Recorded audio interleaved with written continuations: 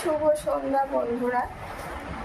গেছিলাম সোনার একটা প্রোগ্রাম ছিল, তো প্রোগ্রাম সেরে এই যে এখন আসলাম বাড়িতে, এসে জামা কাপড়টা তুললাম।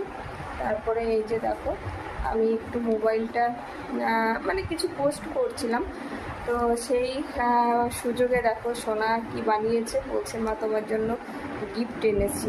দেখি কি গিফট। এই যে দেখো গিফট, কি গিফট দেখো।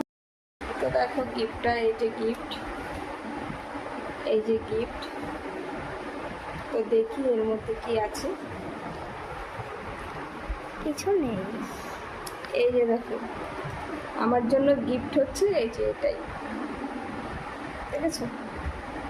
এটা হচ্ছে আমার সোনার আজকের গিফট।